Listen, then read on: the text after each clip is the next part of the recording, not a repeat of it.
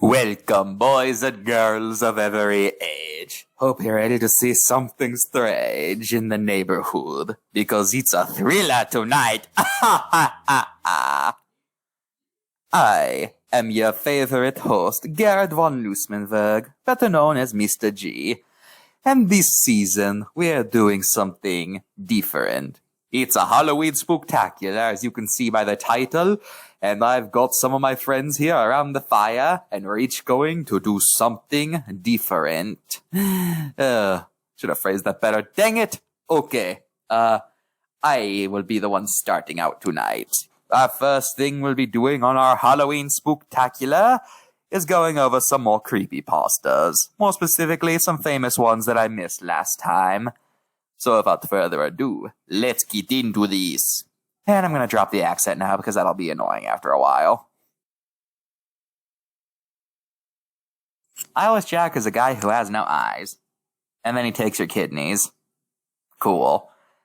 This story is not very good. Jack just kind of exists and we never get a reason why he goes after kidneys or even really why he does anything. It's just, he steals a body part. Spooky. And let's not forget that the main character decided the best thing to do when he woke up to the creature staring at him was to take a picture of it. Yes, really. That's what he thought would be the best option. And even more stupid is that the creature just stood there while it was happening. Does he just have a camera next to his bed, or do you have to actively get up? Whatever. I'm thinking too much about this. So yeah, not a good story. Laughing Jack, meanwhile, I feel like could have had potential, but it dropped the ball. Basically, the story's about a mother whose son has an imaginary friend, Laughing Jack. But as the story goes on, it seems Jack may not be so imaginary. The son has been inexplicably getting his hands on candy, their house is broken into, and she starts having nightmares about a strange clown figure. Eventually, she wakes up one night to find her son being tortured by Laughing Jack. She tries to stab him, but he disappears and she ends up stabbing her son in the heart. When the police arrive, she's arrested and put in an asylum, with Jack never being seen again. Like I said, this story has potential. I mean, come on, a not-so-imaginary friend, that's a cool idea, but I don't know, the story just has a bit too much gratuitous blood that really takes me out of it. So cool idea, bad execution. Russian researchers in the 40s were doing experiments on a gas that would cause anyone exposed to it to be unable to sleep. After a while, the testers started becoming crazy. They started ripping chunks of their flesh off and things like that. And then they started getting so crazy they attacked the scientist. But before the final one is shot, he goes on a weird rant about how, I guess he's the boogeyman. Yeah, I never really cared for that part, but overall the story's pretty good and it's easy to see why it's considered one of the best creepypastas. Herobrine is an alleged entity that spawns in Minecraft. He makes strange structures and... Actually, that's about it. It's never reported that he's hostile or anything, I guess he just messes around with your world. Though, allegedly, he only appears if you have the rendering distance set to low so he can disappear in the fog. Also, he's the ghost of the dead brother, the creator of Minecraft. Yeah, I always find that plot point stupid because of how easily debunked it is, but yeah, in general, I don't really find the story scary, but it does take me back to Minecraft's early days when the game was weirdly creepy. You see, if you're too young to remember, when Minecraft first came out, we were just not really able to comprehend the idea of a game that is infinite. Because of that, the game had a feeling of isolation to it. Villagers weren't a thing yet, so it was just you, some random animals, and the bad guys that wanted to kill you. And there was no bombastic music either, just slow piano pieces, so the whole thing, it just felt kind of wrong, like you were the last survivor in a world that wanted you dead. So yeah, Minecraft had a creepy feeling about it in its early days that disappeared after more friendly things were added, and this story feels like a reflection of this time, so I'll give it that. If you go to youtube.com/666, you'll be taken to a dead channel, but it's said that if you refresh the page about 20 times, it'll become more and more distorted. Eventually, a channel will pop up, and on it are very gruesome videos. And if you stay long enough, you'll be forced to watch a video depicting a woman getting drowned. And the worst part? You can't escape from it. Backspace doesn't work, you can't exit out, you can't Control-Alt-Delete, you can't even turn off the computer. Eventually, a hand will appear in the video and your computer will crash. It's said that this channel belongs to the devil himself. Oh geez, how do I talk about this one? Oh wait, I got it. Normal Corn, for normal people, is a website that you can only access by a link given to you by email. The website's tagline is that it's a website dedicated to the eradication of abnormal wheat-based grains. At first, it seems like there is nothing but an incoherent rant, but then it turns out that every word was a link to a video.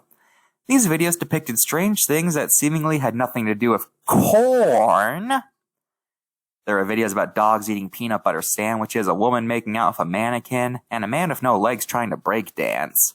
Eventually, though, a video is uploaded depicting a woman getting mauled to death by a shaved chimpanzee. This video got the site taken down, and any mention of it will get you blocked on most social medias. So yeah, great story, but I hate how hard it is to talk about. NES Godzilla is a pasta detailing a strange copy of Godzilla, Monster of Monsters for the NES. At first, the game seems alright, but then the author notices strange anomalies. Bosses are glitching out, and the fact that there are now monsters from films that weren't even out yet. At first, there's only like a difference of a few months, so it could be chalked up as like a teaser or Easter egg for future projects.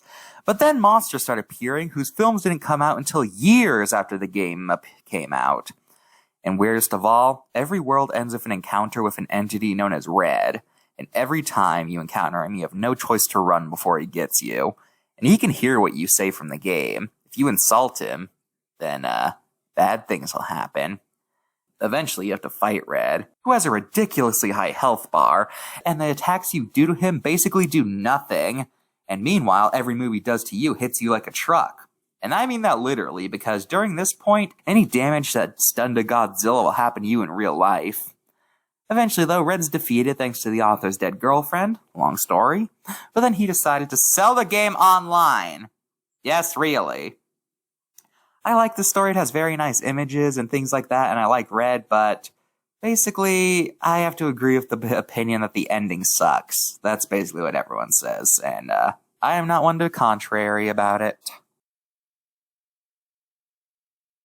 I have no idea how I let this out of my last video. This is probably the most famous urban legend in all of gaming. Allegedly in Oregon in the early 80s, there is an arcade game called Polybius. No one can agree on its genre, but the most common story is that it's a space shooter.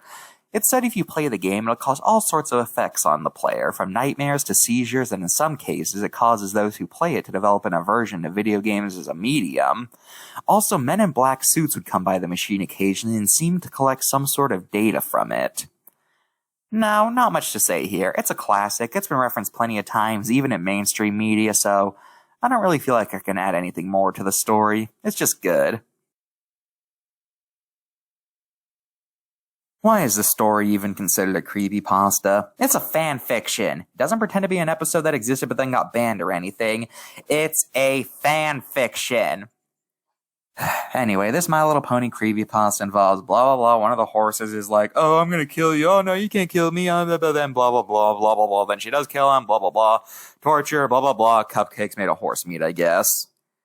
If I cared about MLP, I would probably care more, but I don't. So this story's just boring to me. I do want to vent about something though. This story is the epitome of the issue I feel like plagued bronies the most, which was that they seemed to be convinced that only adults watched MLP. So they just started making the most messed up content you could think of, often without any warning whatsoever, and it would just be like, often without any warning whatsoever that it would be some sort of scary content. So kids who like the show would often encounter these things, and, you know, I'm not gonna rant. I'm just gonna link to a video about how bronies got a little too comfortable making adult content in the description. Sometimes I am thankful that bronies are dead, and I never want to hear people claim that a fandom is the next brony. Unless Bluey gets a fan fiction where a character gets turned into cupcakes, I do not want to hear about how its fans are the next bronies. You shut up with that right now! This story is about a guy exploring an abandoned Disney park, but then he encounters a spooky costume that's alive and photo negative for some reason. Ooh! I like the urban exploration angle, but the sentient costume is just stupid. Why is it even photo negative? How does that make it scarier? Did the author think, a regular Mickey costume coming to life, that's not scary. Oh, wait, a photo negative Mickey coming to life. Yeah, that's scary. Ugh, not much else to say here.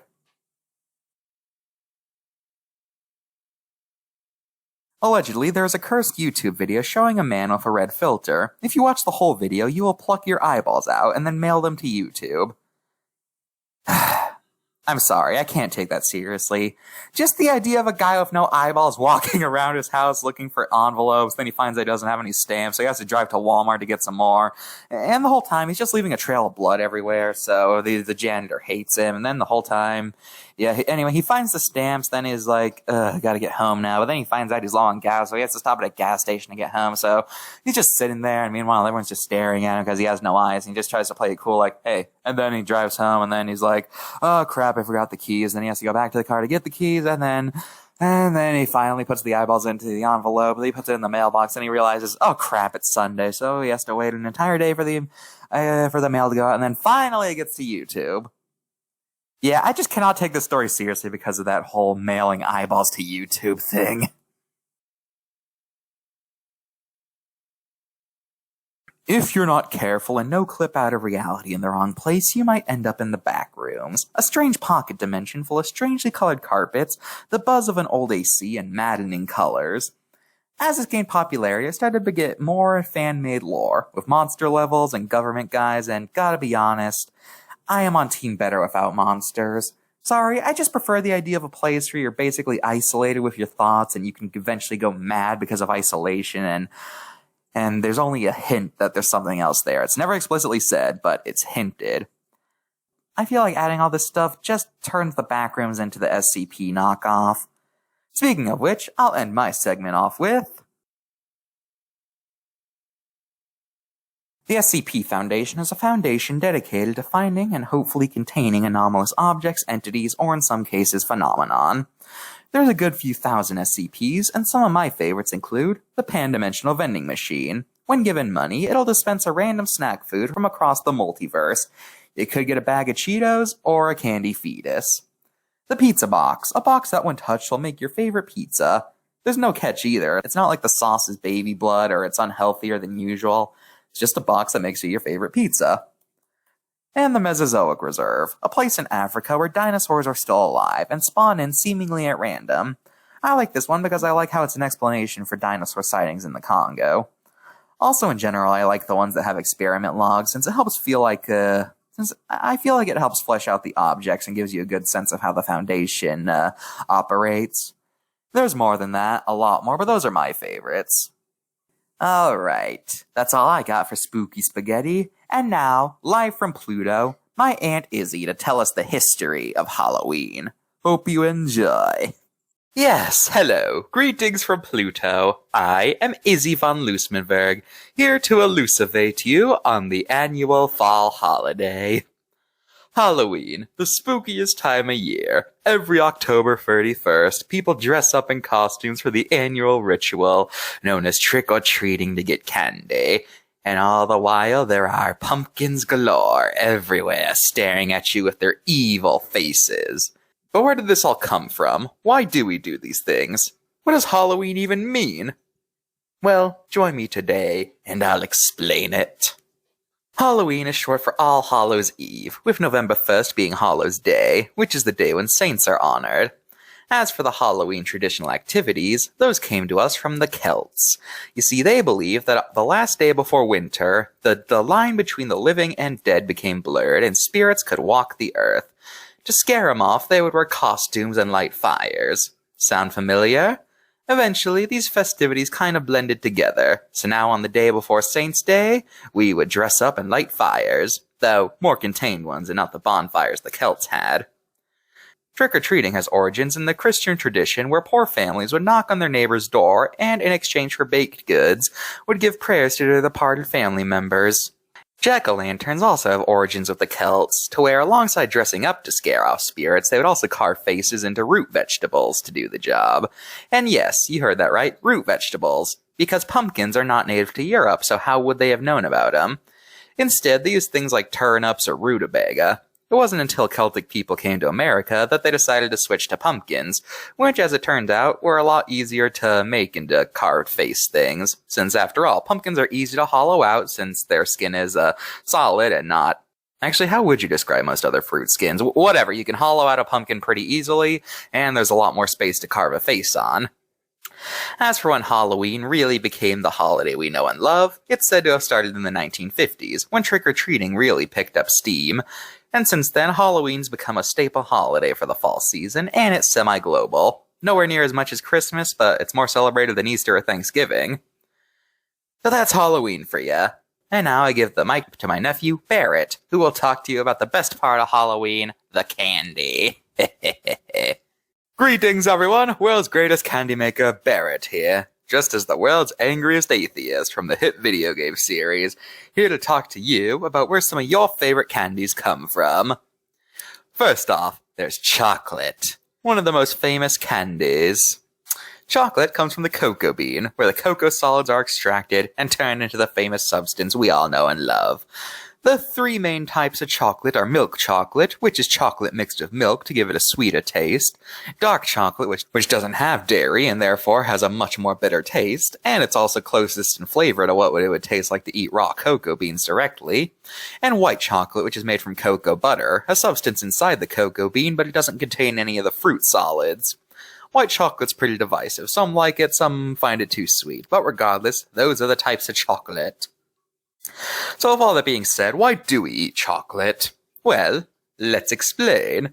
Cocoa beans are native to Central and South America, with there being evidence that people as early as the Olmecs consumed chocolate of some sort. Later on, the Mayans cultivated it, and it became really popular. But not as a snack necessarily. Rather, they consumed chocolate as a liquid, and it was drinking at ceremonies, dinners, really anywhere you could drink. They would mix in whatever they could with it, and they loved it. Later on, the Aztecs also cultivated chocolate, and if you thought the Mayans liked it, the Aztecs, they took it to another level. They even used the beans as currency. Though, unlike the Mayans, where chocolate was pretty much available to anyone, chocolate was mostly reserved for the powerful, except on special occasions like weddings. And according to legend, Aztec Emperor Montezuma II would sometimes drink gallons of the stuff. Yes, gallons. So yeah, for as long as people have been aware it was edible, people have loved chocolate. It's actually not known as to when Europe discovered chocolate. Different people have been pointed to over the years, but we're not entirely sure. But chocolate quickly caught on over there as well, and it was in Europe where chocolate as we know it today really became its own. As I said, dark chocolate is similar to what you'd get directly from the beans, so it's most likely this is what the Aztecs and Mayans consumed. But the Europeans added stuff to chocolate to make it less bitter, which ultimately led to milk chocolate. Eventually, people started making solid slabs, better known as bars, of chocolate, and after that, people started putting stuff inside the bar and selling it, which led to things like Snickers, Milky Ways, Reese's Cups, you name it. Of course, chocolate's not the only thing eaten on Halloween, though. There's also candy corn, the most divisive candy in the world. Candy corn is a sweet confectionery in the shape of a corn kernel. It was invented in the late 1800s, but it was originally called chicken feed and marketed towards people in the agriculture business. The company that first mass-produced candy corn was, believe it or not, Jelly Belly. Yes, the people famous for jelly beans. Anyways, eventually they got renamed candy corn, and because of its fall-like colors and the fact that corn is traditionally harvested in autumn, it became associated with the season.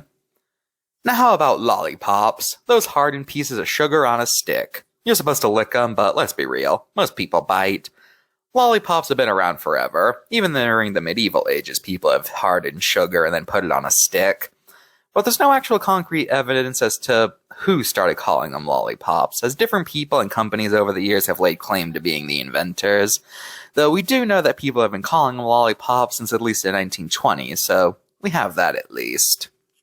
Now how about that caramel? Caramel is the result of boiling sugar and water until it becomes a brown goopy substance we all know and love. Not to be confused with dulce de leche, which is similar but with milk instead of water. Caramel is said to be Arabic in origin, and since its invention, it's been used as both a candy by itself, a stuffing for other candies, or as a topping on dessert. Or you dip an apple in it and make a caramel apple. One of the best desserts, in my opinion. Ah, licorice. Those candy ropes that everybody loves. Licorice is derived from the licorice plant and then combined with sugar and then a congealer. For the longest time, the licorice plant was used purely for medicinal purposes, though some people would later use it as a flavoring for alcohol or other sweets. But it was England who made the candy we call licorice. It's said that an English pharmacist one day added sugar to licorice medicine and liked the taste so much he decided to sell them as a candy. And the rest is history. I hope you enjoyed our sweet foray into the confectionery history of several pieces of candy. There's more candies out there, but yeah, I don't know. I don't want to talk about mints because mints, let's be real, those are more associated with winter and not fall. So I now pass the mic to Catherine to discuss with you a certain other kind of horror. One that is more, how you say, urban. Earlier, Garrett talked to you about creepypastas. The creepypastas, in a way, are basically online urban legends. Stories designed to either scare you from doing something, or made just to mess with you. I'm Catherine Shipier, and I'll be your guide through some of these legends of the urban variety. Probably the most famous urban legend is Bloody Mary. Supposedly, if you stand at a mirror and say her name 3 times, a ghostly figure will appear in the mirror and do something. It changes depending on who's telling the story. Who is Bloody Mary? Well, she was a lady who died, and now she haunts people, I guess. One day, a little girl was staying home alone while her parents had to leave. All she had of her was her large dog who liked to lick.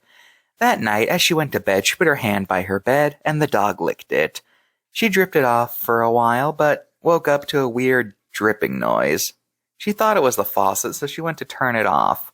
When she got back to bed, she put her hand next to the bed, and once again, she felt the lick. But when she woke up again, she still heard the dripping. This time she went back into the bathroom, and when she turned on the lights, she saw her dog hanged and dripping blood, with a message written nearby saying, "Humans can lick too."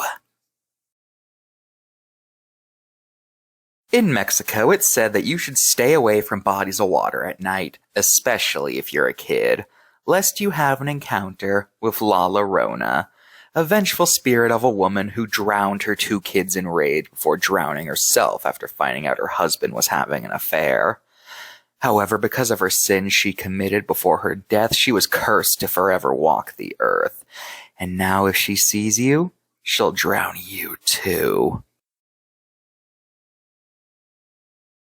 There were once 2 roommates in college. One was a book nerd, and the other was a party animal.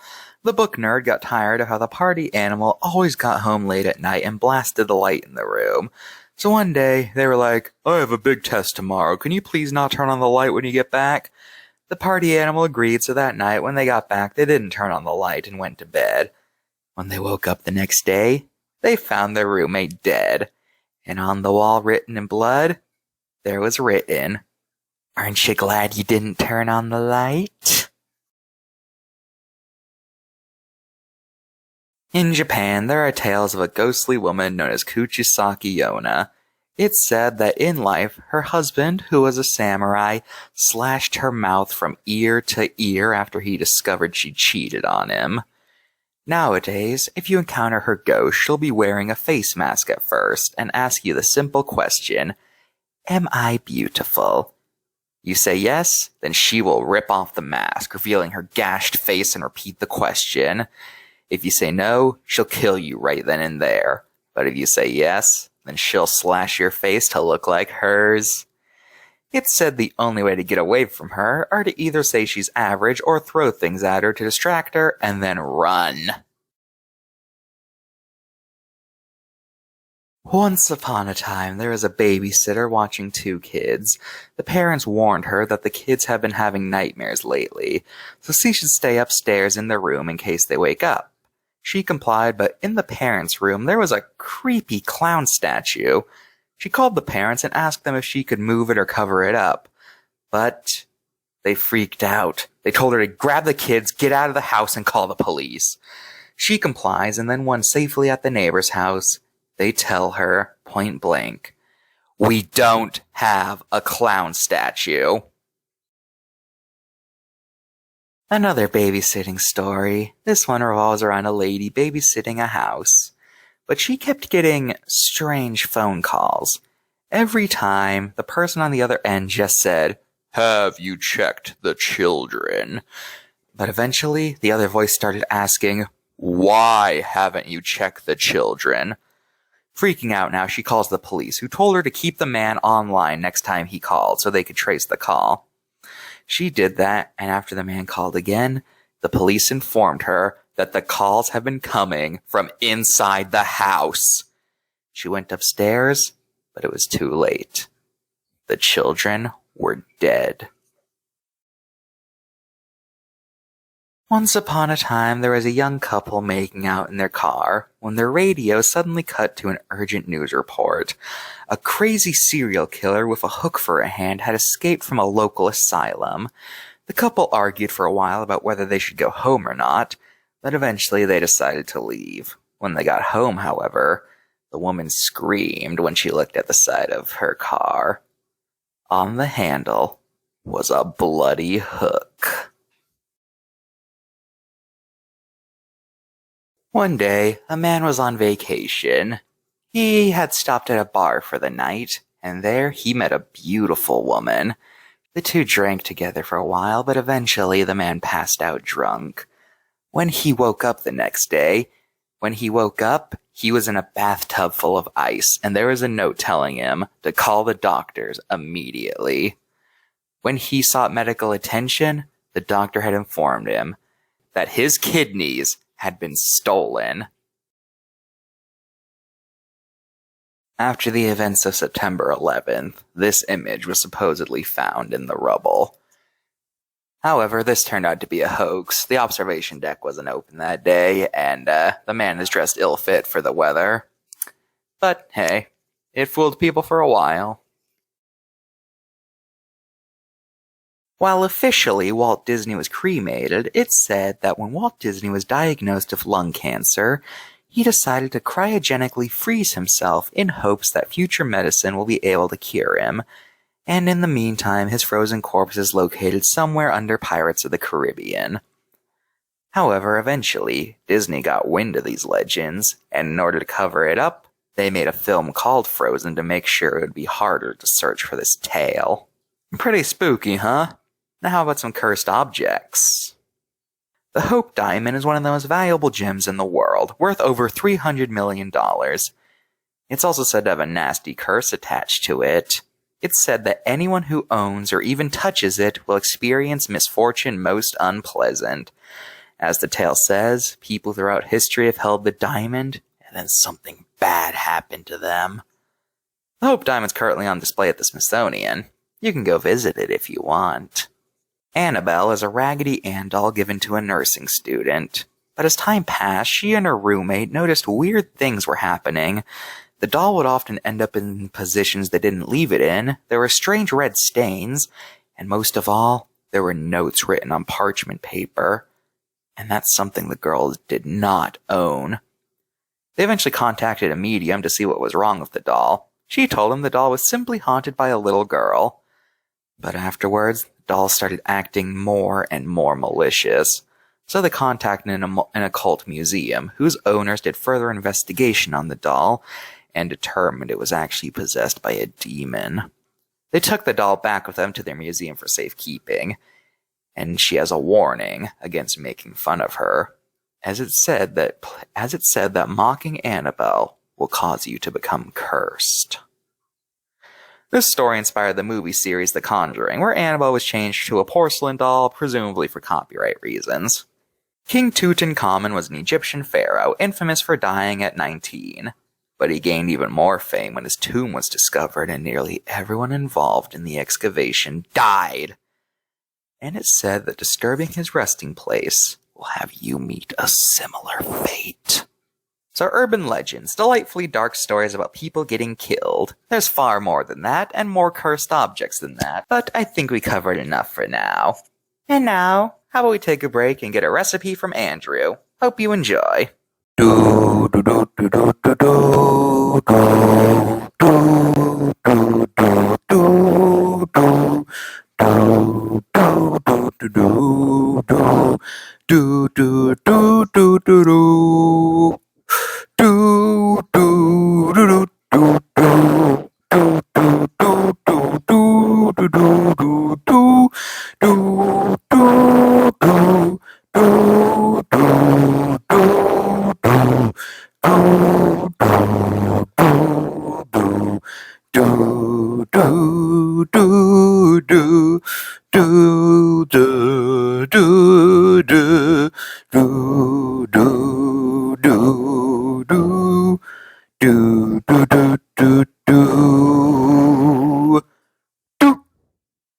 Alright, it's my turn. That's right, it's me, Vincent.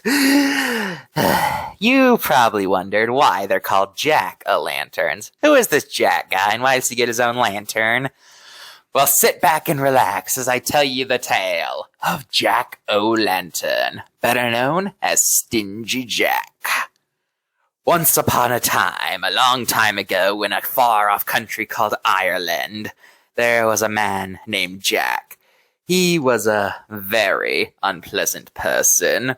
He would often deceive people, con people, and he was always getting drunk, so not a fun person all around. This caught the attention of Old Scratch himself, the devil. The devil appeared before Jack one day in hopes to take his soul straight to hell. However, Jack pleaded with him to at least one more round of drinks before he went. The devil reluctantly agreed, and so he took him to a pub so he could get drunk one last time. But Jack revealed that he didn't have any money to pay for the drinks, so he convinced the devil to turn into a coin so that he could pay his tab. The devil obliged, but then Jack stuck him in his pocket, where there just so happened to be a cross, meaning the devil could not escape. Jack would only agree to let the devil out if he promised that he would not go to hell when he died. The devil obliged, and so he was set free. Later on, when Jack actually eventually died for real, because he was a person full of sin in his life, he was not allowed into heaven. But, if you remember, Jack made a promise with the devil that he wouldn't be allowed in hell, meaning he was trapped in a state where he was unable to move on.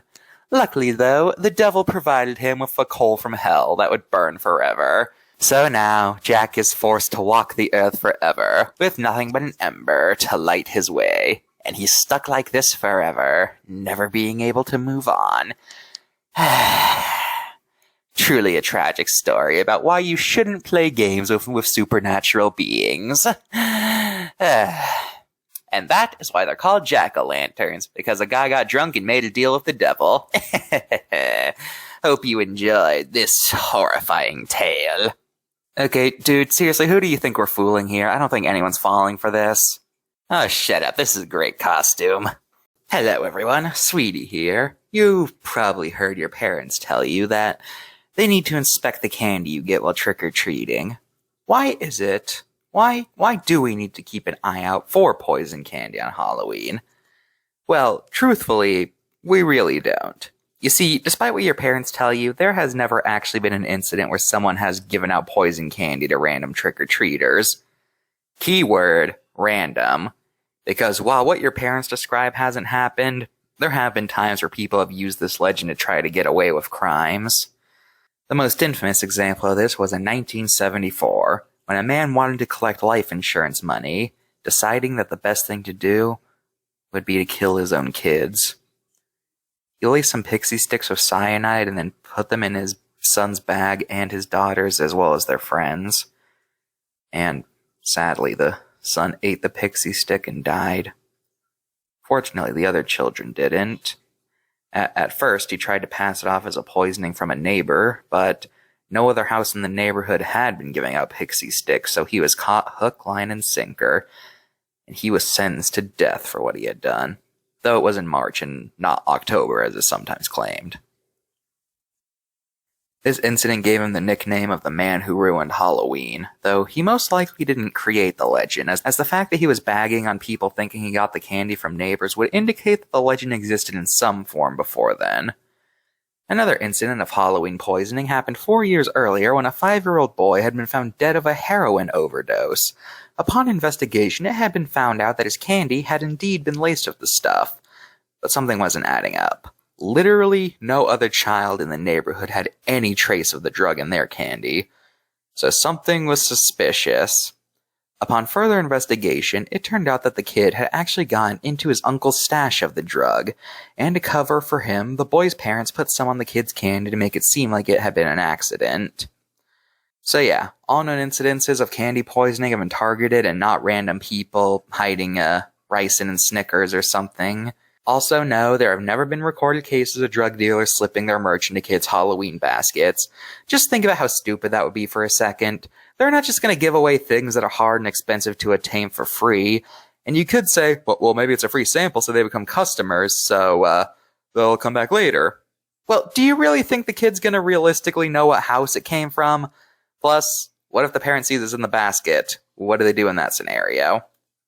That you could say, well, then they wouldn't know where it's from. Yeah, well, would the kid really remember what house it was from either? So, yeah. No matter how you slice it, this is a stupid urban legend.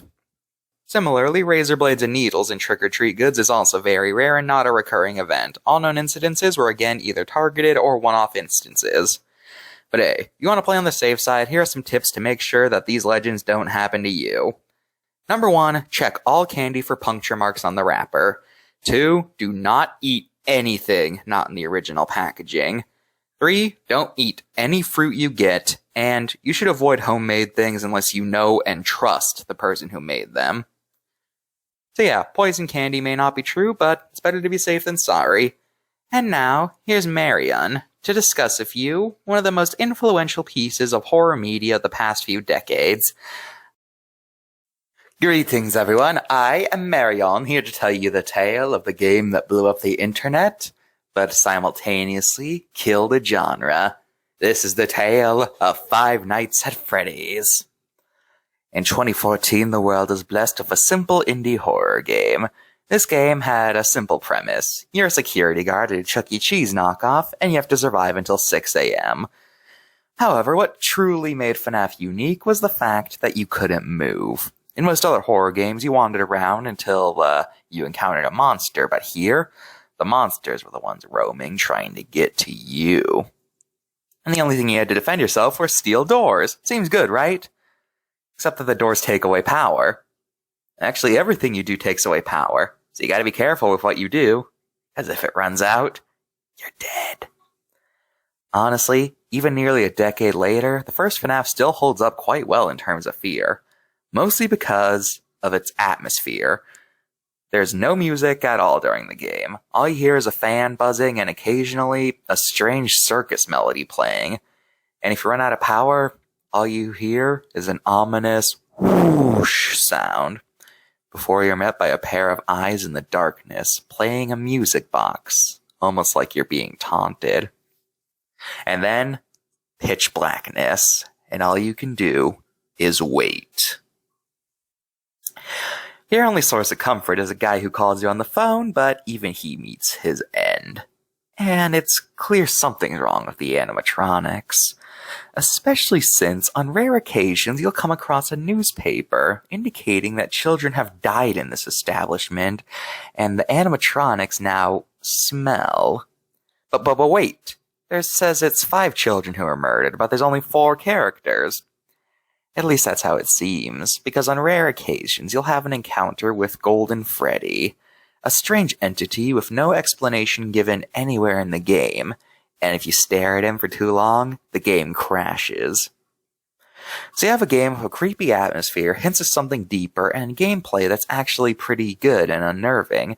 This game was perfect for YouTubers to play, and it quickly blew up the internet. Everybody loved it, and there were tons of fans coming out to sing its praises, sometimes literally. So unsurprisingly, there was a sequel. But what was surprising was that the sequel came out only a few months later, and then another game came out only a few months later, and then a few months after that, and a spin-off game came out, then another game, then another game, then another game, then another game. Now, I'm not complaining about all these games. Some of them are actually pretty good. With 4 and Pizza Sim in particular, I feel like managing to match the first game's atmosphere.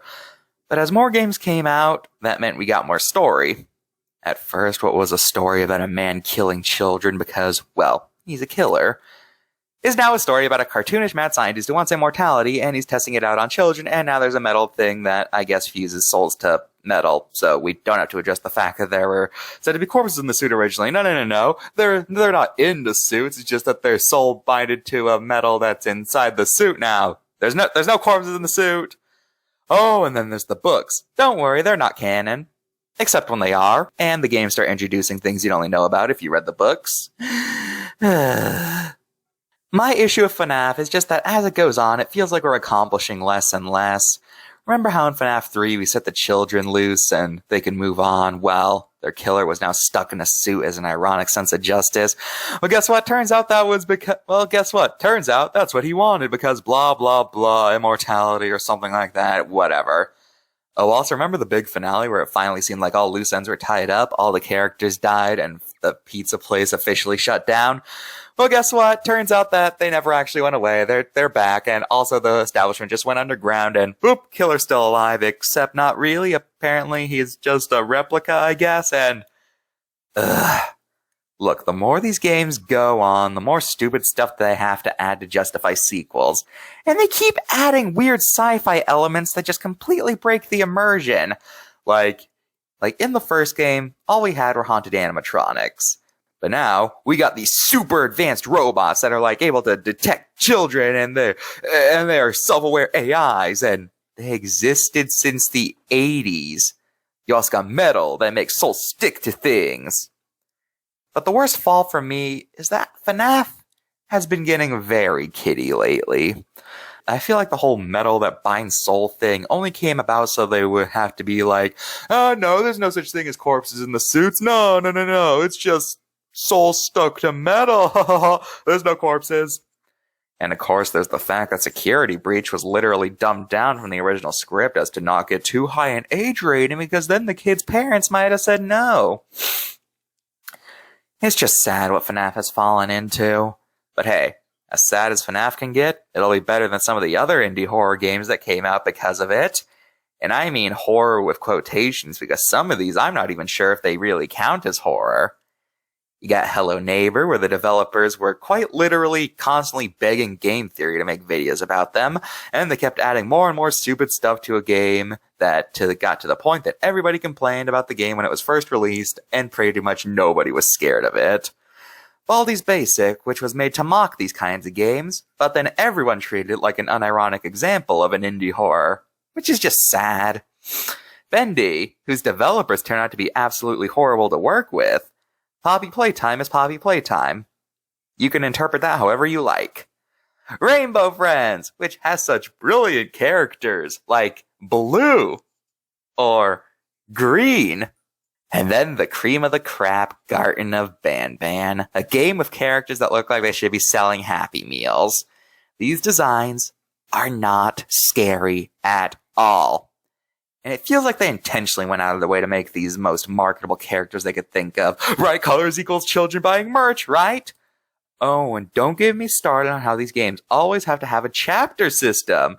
If they released the whole game at once, people would forget about it immediately, so we gotta split it up so we can get more hype. Yeah, it's totally for good reasons and not because we want more money. Oh, and don't forget, make sure to put a merch link right on the title screen. That's what all good games have.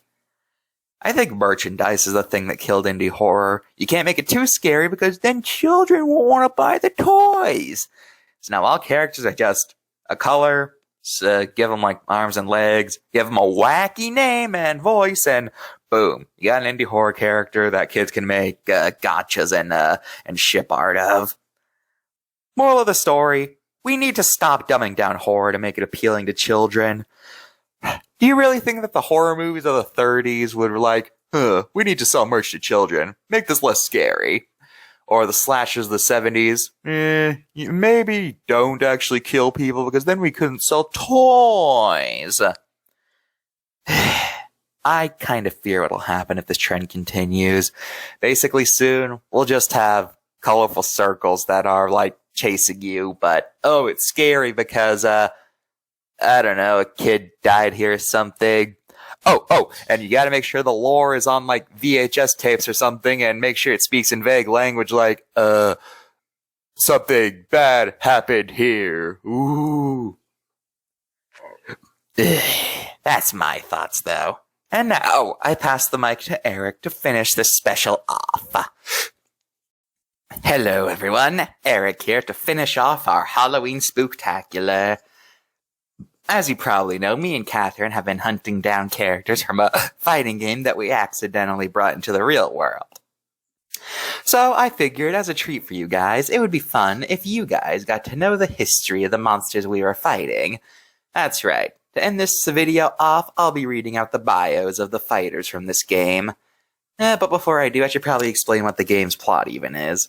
Basically, a magic wishing stone known as the Demon's Eye has been sending out signals to 20 different paranormal beings, promising them their greatest desires if they can get their hands on it. But there's a catch. The stone can only grant one wish, and they can't all have one. So there's a magic barrier around where the stone is that'll only let in the strongest monster. So the 20 beings set up a fighting tournament to see which one is the ultimate monster worthy of the stone. And that's the plot of Monster Smash Ultra Crashers. So, with that out of the way, let's look into the bios. Goober is a sentient blob. Like all slime creatures, he loves to eat, but because of how fast he digests, it's never enough for him. So, he wants to use the wishing stone to give himself unlimited food, so that'll hopefully satiate him. Fieldwalker started life as just a simple pumpkin farmer. He loved the stuff. He would make pumpkin dishes all the time, and making jack-o'-lanterns was his favorite hobby. However, one day, as he was taking a stroll through his patch, a mischievous fairy appeared and told him that what he was doing was hurting the pumpkins. He just laughed, since they're pumpkins, they don't have feelings. So, to enlighten him on the truth, the fairy put a spell on him that made him part pumpkin. And all of a sudden, he could hear them. The thoughts of all his pumpkins screaming for mercy, begging for him to not sell them or eat them. He broke down right there, and decided from that day forward he would never hurt another pumpkin again, and he would make sure that nobody else would hurt them either. So, using his jack-o'-lantern fire, he often hunts down people he sees with pumpkins, and cooks them alive. But he's just one person, so he can't do everything by himself. So when he got the news about the wishing stone, he realized he could make sure that his pumpkin friends would be able to rise up against the humans and make sure that no pumpkin is ever eaten again. Zackstar is the leader of a cult religion dedicated to worshipping the mighty being known as Epelmoda. Members of this group are given special amulets that enhance brain power, giving them telekinetic abilities. In addition, they can also rewrite minds if they so wish to, in order to spread the message of the Mighty One. But because this group is relatively small, there's no way they could convert the entire galaxy. At least until word got out about a magic wishing stone. Upon hearing this, Zackstar decided this was the perfect chance to bring knowledge of the mighty Epelmoda to the entire galaxy. So he volunteered himself to seek the rock out, and came to Earth in hopes of appeasing his lord massively by increasing his worshipper amount. Might Milla used to be one of the most powerful creatures on Earth. He was 500 feet tall, could tank nuclear blasts, and was equipped with super powerful beams he could shoot from his mouth. People tried to put him out, but nothing ever worked. No weapon could even scratch him. And not even other giant monsters could even put a dent in his reign. However, one day, a scientist got an idea of how to stop him. Using an experimental shrink ray, Might Milla was massively shrunk down. He was still pretty dangerous, still possessing his heat beams and some amount of super strength, but the monster who once trembled cities in his wake was no more, leaving him a shell of his former self.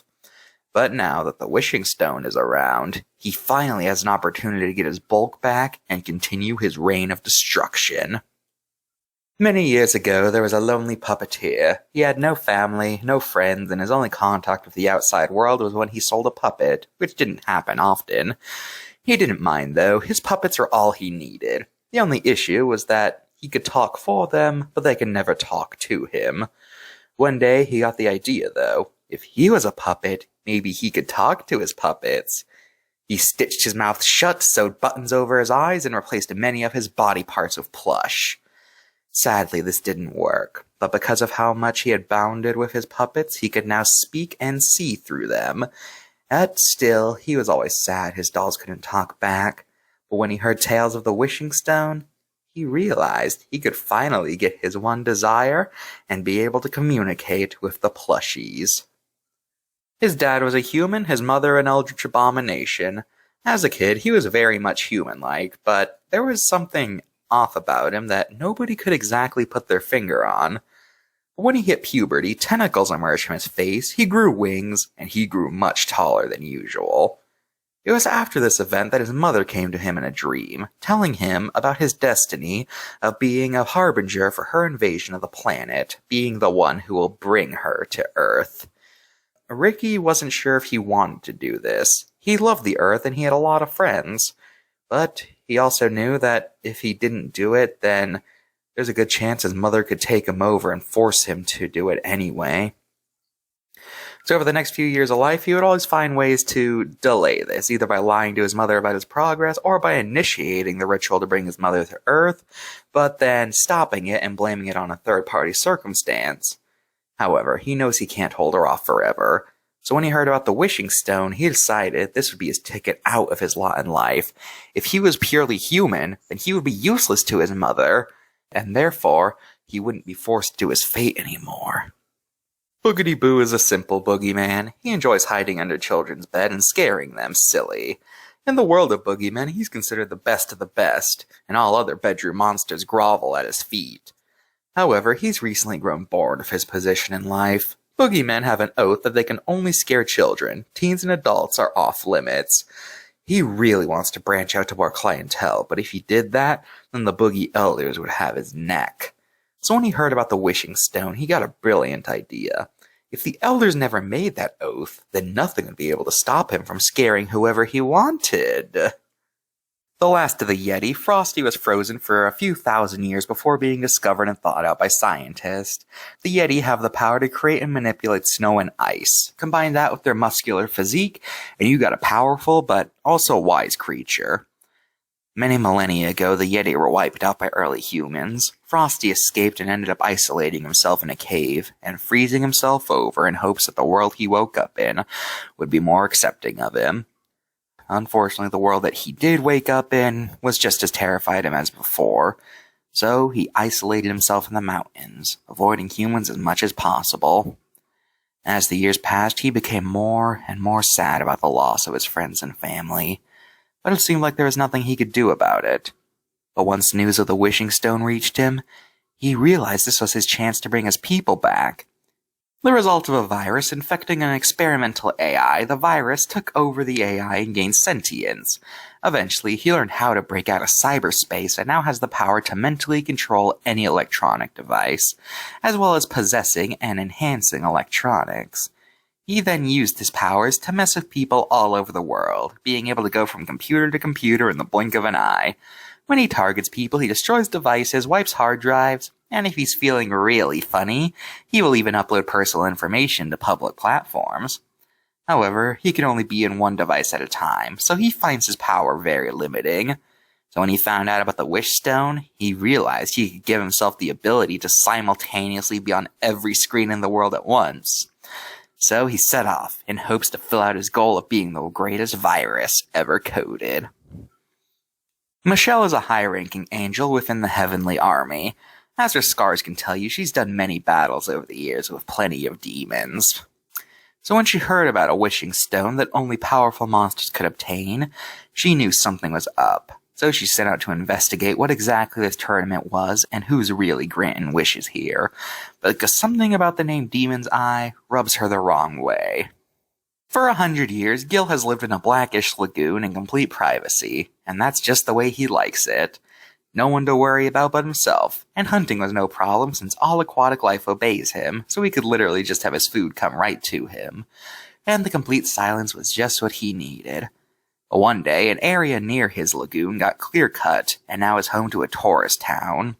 And they started spreading legends about a creature in the lagoon. The once isolated Gilman now has to deal with tourists constantly coming to his lagoon getting to get a picture of him or see him or whatever. He's put up with this for far too long now. So, since the wishing stone is around, he hopes to get his flippers on it in order to make sure that his home is once again isolated. The ruthless leader of a magical crime syndicate dedicated to distributing an illegal magical drug known as butterfly tears, Fairy Godfather got his position through hard work and an unfortunate accident involving the former boss and a lot of spiders. Ever since then, he's been the ruler of the syndicate, where everybody either loves him or at the very least fears him, and he spends his day taking over rival syndicates and avoiding magical authorities trying to shut him down. When word came to him about the wishing stone, he gathered 3 of his top-ranking henchmen and set off on his journey for the wish, knowing that his power could be used to make sure he's the only one selling the stuff. Dr. Cyberstein is a brilliant scientist. For many years, he made machines that changed the world for the better. One day, however, he decided to work on his magnum opus, using cybernetics to resurrect somebody from the dead. So he stole the body of a dead boxer and converted half of his body into a robot, and using a telepathic connector, managed to revive the dead fighter back to life. However, many called him insane for doing this, and he lost a lot of his reputation. Shunned from the world, he spent years deciding on how to get people to respect him. So when he heard about the Wishing Rock, he finally figured out how he could get respect for what he had done. Cursed with immortality but not eternal youth or regeneration, Osiris was originally a court member during the reign of King Ramses. One day, however, while monitoring a construction site, he was hit clean on the head by a brick and got knocked into a coma. He was declared dead on the spot and was sent through the mummification process. When he awoke, he was already in the coffin. He couldn't move, see, or smell, or anything. He was trapped. Over the centuries, he started to mummify, but as his body rotted, his mind started to see things. All around him, he had visions of the departed, and after a while, he learned how to communicate with them, and eventually, he convinced them to do his bidding. Around this time, explorers had discovered the tomb he was in, and once the slab was lifted, he made a break for it right then and there, using the spirits he now commanded to get out of there before the explorers could do anything to stop him. Ever since coming back to life, he's only had the goal of finding a way to get his original appearance back, and thanks to the stone, he may very well get that wish. Camilla is just your ordinary vampire. She enjoys flying, blood-sucking, and terrorizing humans. One day, however, she broke into somebody's house to suck their blood, but she was taken aback. Laying in front of her was one of the most beautiful people she'd ever witnessed. She was stunned. She wanted to suck their blood, but she didn't want to take such beauty away from this world. So she left to feed on someone else. As the days went on, she was never able to get them out of her mind. So every night from that day on, whenever they went out at night or whatever reason, she would greet them. As time went on, they got closer and closer together, with her even eventually revealing that she was a vampire. And even though both of them really loved each other, they both knew they could never be together, because one was a human, the other's a vampire. Other vampires and humans would probably freak out if they got together, and either way there'd probably be consequences for their relationship. But when news of the wishing star got to her, she realized this was finally her chance to be with the one she loved. She could simply wish that it was okay for them to be together. So she kissed her soon-to-be partner and promised that when she got back, they'd be able to officially get together. Dr. Moose was a brilliant mind who worked on studying verminous animals in an attempt to control them. One fateful day, as he was studying the DNA of vermin, a power surge blew up his lab and sent him flying into his collection of DNA. It ended up entering his body and fused of his own, mutating the scientist into a disgusting chimera, with the head of a mosquito, the body of a cockroach, and the legs of a rat. Now that he has these parts of the creatures, he started to be able to understand them, and eventually he started to sympathize with them. Because of all his time spent with vermin, he decided that the animals weren't the vermin, humans were. Why should they be the ones in charge of the planet, he wondered. We outnumber them. Why should we be the lower life forms? He tried many attempts over the years to start a revolution, but bug spray and rat poison quickly put an end to them. But now that the wishing stone's here, He'd like to get his dirty hands on it, and he could make his friends the ones in charge of the planet, while humans are relegated to the sewers. As a teen, Latran was bitten by a were-coyote on a camping trip. This caused him to undergo a transformation into a vicious beast every night. At first, he was horrified by what he had become, but eventually, he realized that he actually preferred being this way. He's super strong, has sharp claws and teeth, has enhanced senses, and he's super durable. So, whenever the sun comes up, he just spends most of his time waiting for nightfall so he may continue his rampage. So when he heard stories about the wishing stone, he realized he could wish to be permanently in his beast form and finally be the untamed monster he always dreamed of being. Erithicus is a kindly, if immature genie. For thousands of years, he served humans dutifully, not pulling any sort of tricks of his wishes like other genies do. But he always felt like there was more for him out there. Despite their lack of powers, humans did have one thing over him, and that's they were free, while he was a glorified servant. Things only got worse when his lamp was found by a greedy man who wished for unlimited wishes. So now he's stuck granting the wishes of a selfish man, and there's nothing he can do about it, especially since genies can't kill. However, thanks to the wishing stone, this genie might just be able to get what he wishes for. As a kid, Amelis was tutored by her aunt to be the greatest witch anyone had ever seen. She was taught many lessons in magic, and her powers grew more and more of each one. But before her aunt could pass on her final secret, she suddenly passed away. Since then, Amelis has been searching everywhere to figure out what the last thing needed to do to become the ultimate witch is. But sadly, her aunt was a very tight-lipped woman and never told a soul about her secret. So her efforts were always in vain. Now that the wishing stone is here, she can finally get closure by just wishing to know the last information needed, which will make her the ultimate witch. During the Middle Ages, Sir Umbra was a noble knight who served dutifully under the rule of good King Lyle.